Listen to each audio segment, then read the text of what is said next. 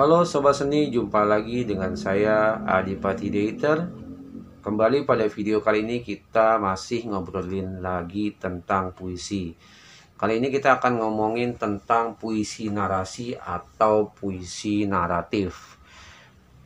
Narasi adalah pengisahan suatu cerita atau suatu kejadian. Itu kan menurut KBBI ya.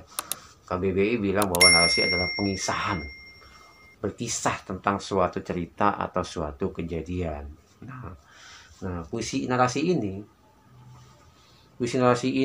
ya isinya tentang cerita suatu hal, tentang kejadian suatu hal.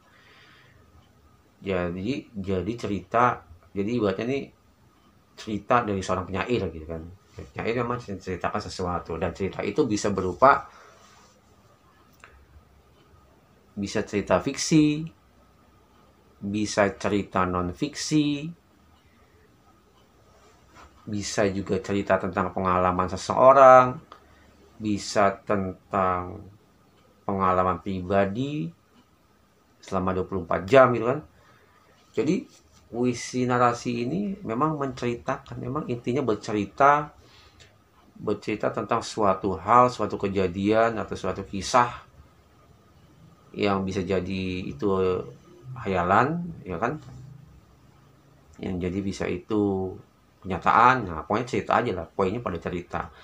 Nah, ini tentu tapi puisi narasi tentu berbeda dengan prosa. Pada puisi narasi tentunya lebih padat dibanding prosa. Kenapa? Ya kan beda bercerita, gaya puisi yang prosa kan berbeda. Nah, ini puisi narasi. Terus kalau misalkan kita dari pengalaman orang, perlu nggak sih kita sebutin namanya? Ya itu kan gimana ya? Itu kan perlu nggak perlu sih sebenarnya. Kalau itu, kalau misalkan yang diceritain pengen disebutin namanya, ibu ya boleh aja ditulis.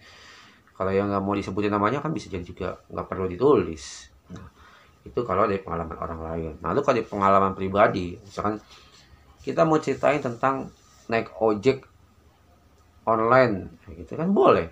Kita cerita pengalaman pertama kali naik ojek online di dalam sebuah puisi, bisa, itu bisa menceritakan hal receh itu.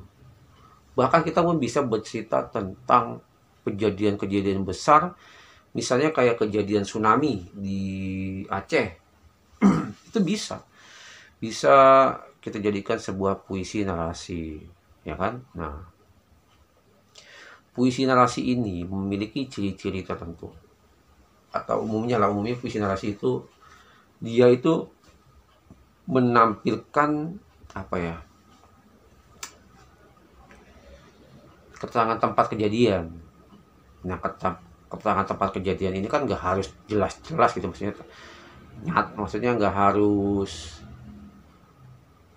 nyata gitu, tapi dia menceritakan tentang tempat kejadian, nggak harus faktanya gitu, maksudnya kan nggak harus terang-terangan, tapi biasanya ada tempat kejadiannya. Kayak misalkan di kejadian tsunami di Aceh, dia sebutkan Aceh gitu di situ. Dan juga biasanya ada keterangan waktu. Kan cerita itu biasanya kayak kalau dongeng itu kan pada zaman dahulu kala, ya kan, pada suatu ketika gitu kan, ada keterangan waktunya gitu. Dan cerita itu mengandung informasi kejadian. Namanya cerita ya, dia menceritakan suatu kejadian secara padat tentunya dalam sebuah puisi.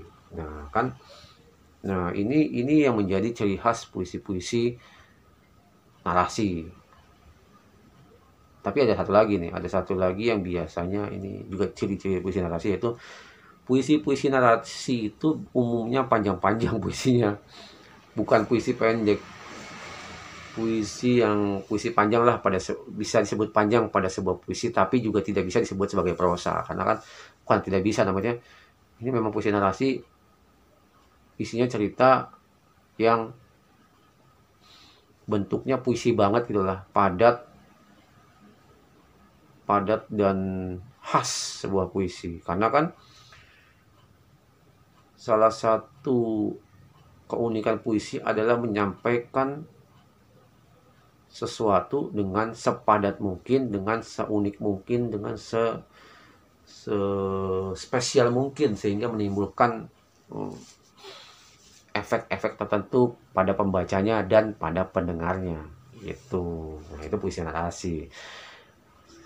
Saya kira itu saja yang bisa kita obrolin tentang puisi narasi.